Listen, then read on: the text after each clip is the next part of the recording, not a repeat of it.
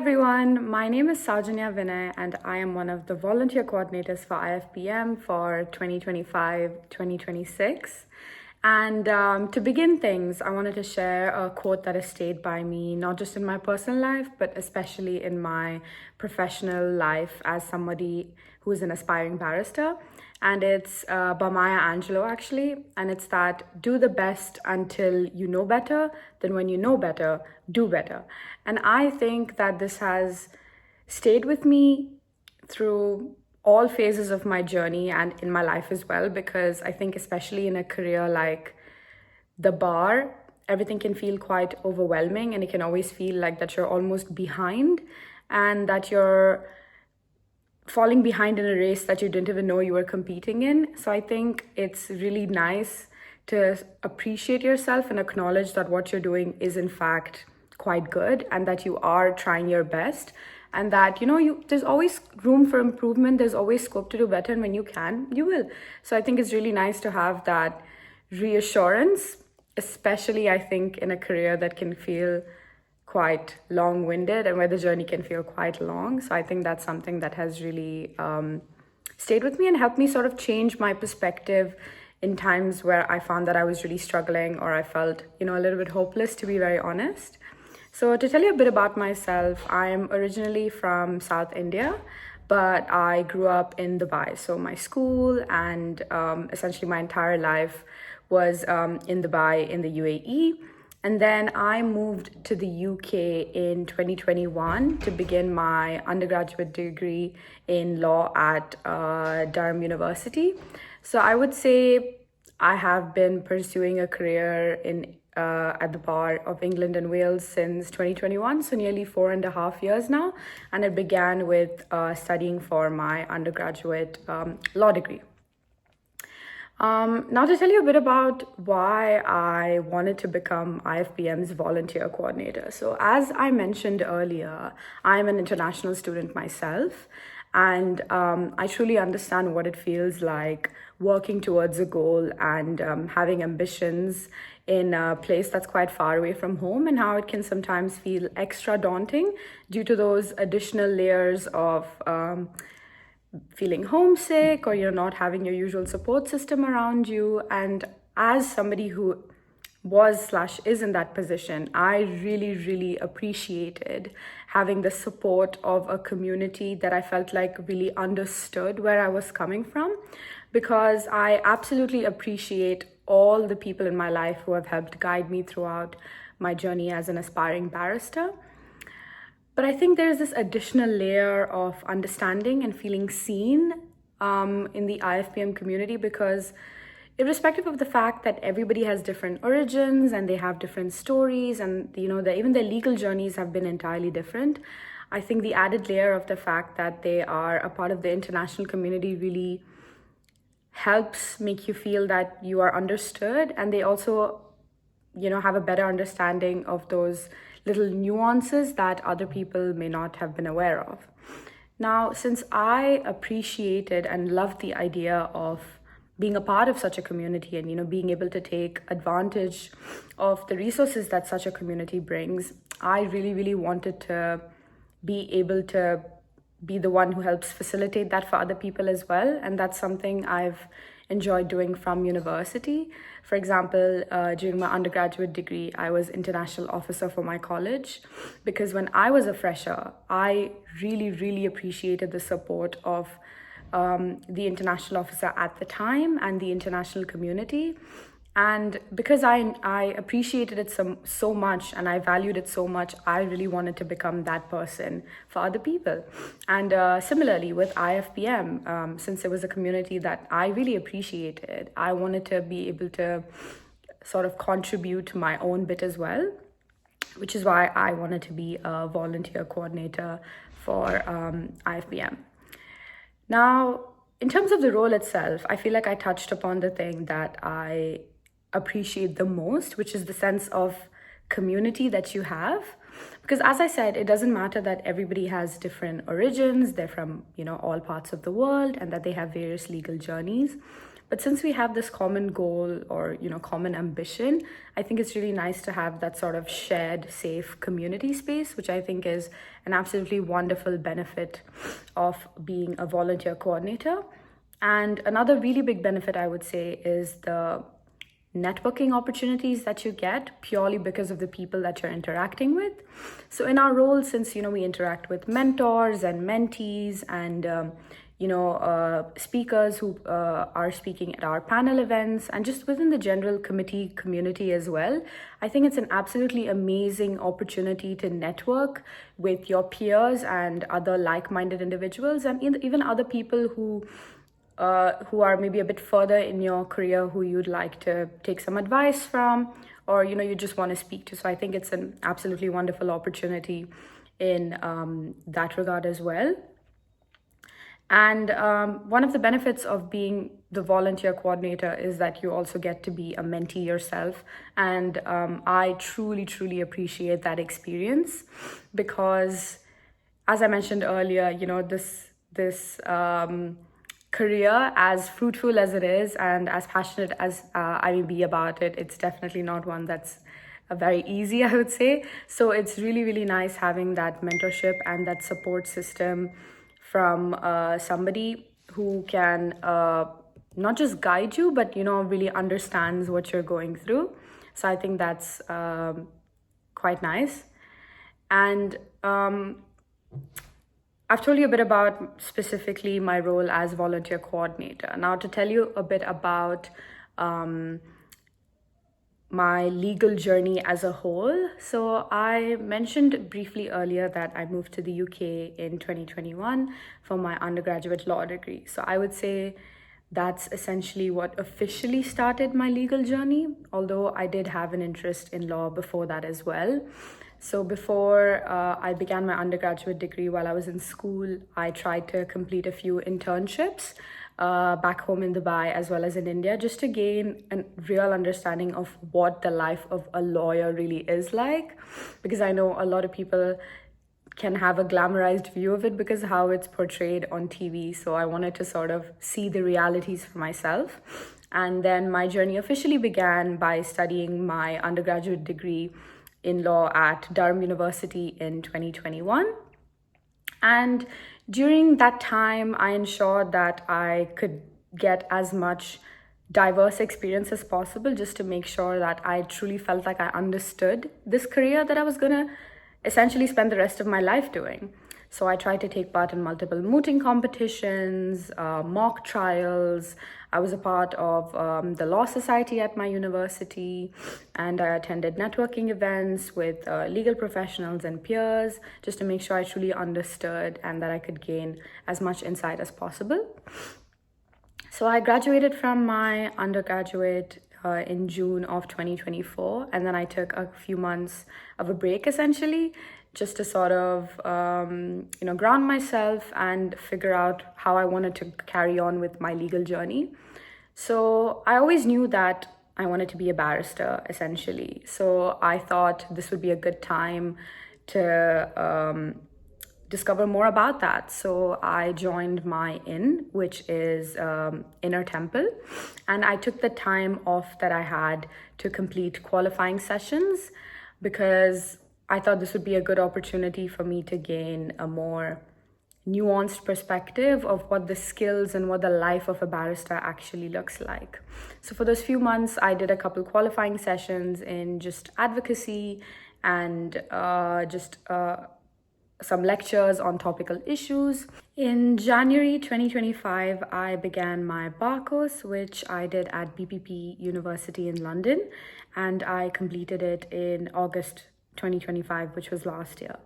Now, to say that it was easy would definitely be a lie, but I definitely enjoyed the process. I really enjoyed the skills I got to learn about and develop, and I think it was almost reassuring that this was the career I wanted to basically carry forward for the rest of my life. I really enjoyed the advocacy elements of the course, whether it was submission advocacy or oral skills, and it was really interesting to see, I guess, what the life of a barrister actually looks like. Although it was a lot to learn, I think it was definitely an interesting journey and also a necessary one for the life of a barrister. And through this time, again, I tried to participate in as much as I could to gain as much experience as possible. So I did things like the Willem Sevis International Arbitration Moot Competition as a representative of my inn, Inner Temple. I participated in my inn's public speaking competitions and debate competitions. And I think all these experiences definitely helped me hone in my skills further, and also I think allowed me to see a lot of the things I knew in theory in a sort of mock practice as well. In addition to that, I also tried to complete mini pupillages so I can gain, as I said, a further understanding of what a lot of these areas of law actually look like in person. And as I said, I finished my bar course in August last year, and I began working as a paralegal for a dispute resolution boutique called Collins Botyuk as of October last year, which I am currently working for still. So Collins Botyuk specializes in commercial litigation and international arbitration, which is exactly the area I'm interested in. So it's honestly a wonderful way for me to gain more experience in the area of law I want to pursue, and it'll definitely help me further my career as a barrister. So, why particularly the Bar of England and Wales? And why did I choose to study in the UK? Was, as I said, I wanted to become a barrister. And because I already knew that it was the advocacy that drew me to a career in law in the first place, it just made sense that I wanted to study in the UK as well, because I definitely felt that a undergraduate degree in the UK would help further my career as a prospective barrister, essentially. Now, to talk a bit about the challenges I faced as an international applicant, especially as an international aspiring barrister, I think I touched upon it briefly earlier when I mentioned how sometimes it can feel like quite a struggle to have all these ambitions and strive for all these goals, especially when you're so far away from home. So I think the two main things that I personally struggled with was not having the same support system I was used to having sort of growing up. And, if I was feeling particularly homesick or struggling, it was not just as easy as catching a 2 hour train ride back home. It was more like a 7 hour flight. So just getting used to sort of being away from family and being away from all things that, felt familiar for the longest time in your life, I think added to this existing struggles, I think, of what is already a tricky process, I would say. So that's something I found to be challenging. And another thing I found challenging as an international aspiring barrister was that since we have the additional visa requirements, where once you finish your student visa, you either have to get sponsored or you have to get on the graduate visa, and that comes with its own timeline of if you're on the graduate visa of 2 years to then get sponsored. And I think in a process that can already be quite tricky in terms of getting pupillage and then further on to tenancy. I feel like it almost added a sort of ticking clock above my head, which I was quite cognizant of. So I think that was something that I found to be challenging.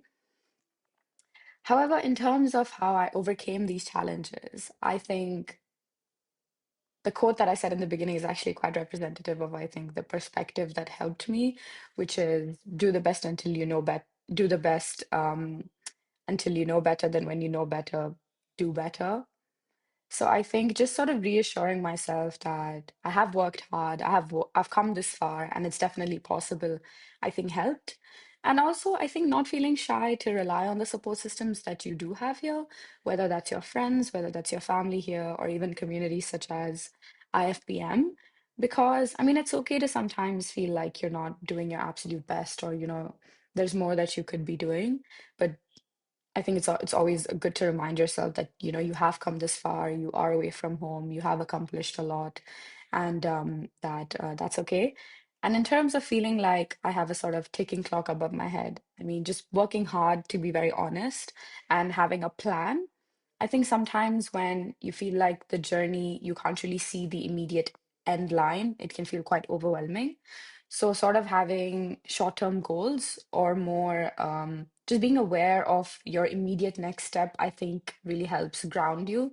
So everything doesn't feel as overwhelming or as impossible to achieve.